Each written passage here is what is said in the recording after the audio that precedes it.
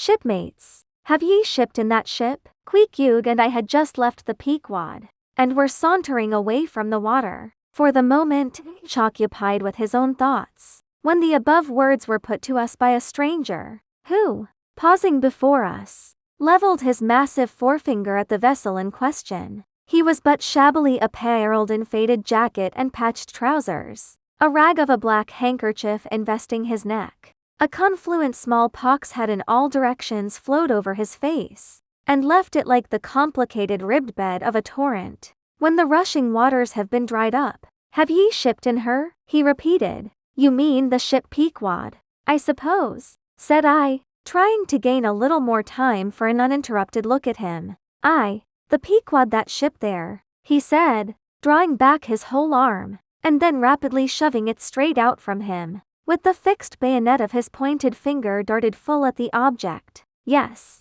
said I, we have just signed the articles. Anything down there about your souls? About what? Oh, perhaps you haven't got any, he said quickly. No matter though. I know many chaps that haven't got any. Good luck to 'em. And they are all the better off for it. A soul's a sort of a fifth wheel to a wagon. What are you jabbering about? Shipmate, said I, he's got enough, though, to make up for all deficiencies of that sort in other chaps. Abruptly said the stranger, placing a nervous emphasis upon the word he. Queequeg, said I, let's go. This fellow has broken loose from somewhere. He's talking about something and somebody we don't know. Stop, cried the stranger. Ye said true ye haven't seen Old Thunder yet. Have ye? Who's Old Thunder? Said I, again riveted with the insane earnestness of his manner. Captain Ahab. What? The captain of our ship, the Pequod? Aye, among some of us old sailor chaps. He goes by that name.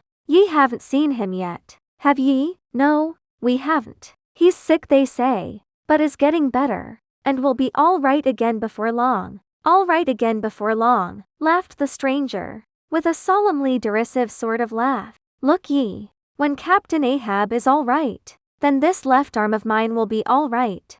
Not before. What do you know about him? What did they tell you about him? Say that. They didn't tell much of anything about him, only I've heard that he's a good whale hunter, and a good captain to his crew. That's true. That's true, yes. Both true enough. But you must jump when he gives an order. Step and growl. Growl and go, that's the word with Captain Ahab. But nothing about that thing that happened to him off Cape Horn, long ago, when he lay like dead for 3 days and nights. Nothing about that deadly scrimmage with the Spaniard afore the altar in Santa? Heard nothing about that. Eh? Nothing about the silver calabash he spat into? And nothing about his losing his leg last voyage, according to the prophecy. Didn't ye hear a word about them matters and something more? Eh? No, I don't think ye did. How could ye? Who knows it? Not all Nantucket, I guess. But howsiver, mayhap, ye've heard tell about the leg,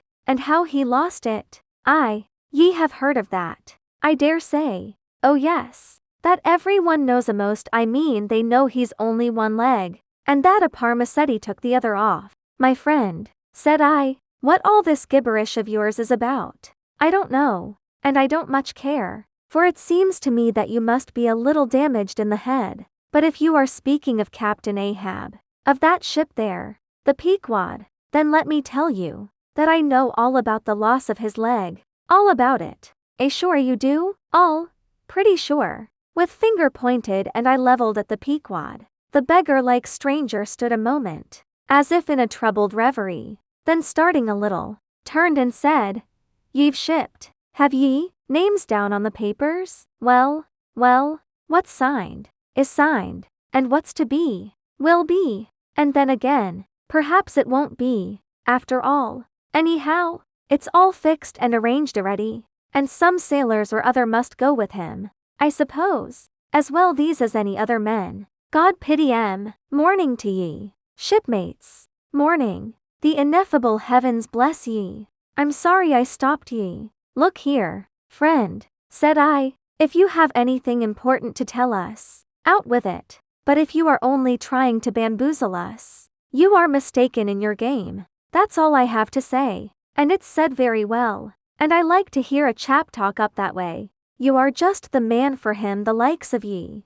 Morning to ye, shipmates. Morning. Oh, when ye get there, tell 'em I've concluded not to make one of 'em. Ah, my dear fellow, you can't fool us that way, you can't fool us. It is the easiest thing in the world for a man to look as if he had a great secret in him. Morning to ye, shipmates. Morning. Morning it is, said I. Come along, Queequeg. Let's leave this crazy man. But stop, tell me your name, will you? Elijah. Elijah, thought I. And we walked away, both commenting, after each other's fashion, upon this ragged old sailor, and agreed that he was nothing but a humbug, trying to be a bugbear. But we had not gone perhaps above 100 yards, when chancing to turn a corner, and looking back as I did so, who should be seen but Elijah following us, though at a distance. Somehow, the sight of him struck me so, that I said nothing to Queequeg of his being behind, but passed on with my comrade, anxious to see whether the stranger would turn the same corner that we did. He did, and then it seemed to me that he was dogging us, but with what intent I could not for the life of me imagine. This circumstance, coupled with his ambiguous, half hinting, half revealing, shrouded sort of talk, now begat in me all kinds of vague wonderments and half apprehensions, and all connected with the Pequod, and Captain Ahab, and the leg he had lost, and the Cape Horn fit, and the silver calabash, and what Captain Peleg had said of him, when I left the ship the day previous, and the prediction of the Squatistig, and the voyage we had bound ourselves to sail, and 100 other shadowy things. I was resolved to satisfy myself whether this ragged Elijah was really dogging us or not, and with that intent crossed the way with Queequeg, and on that side of it retraced our steps. But Elijah passed on, without seeming to notice us. This relieved me, and once more, and finally as it seemed to me, I pronounced him in my heart a humbug.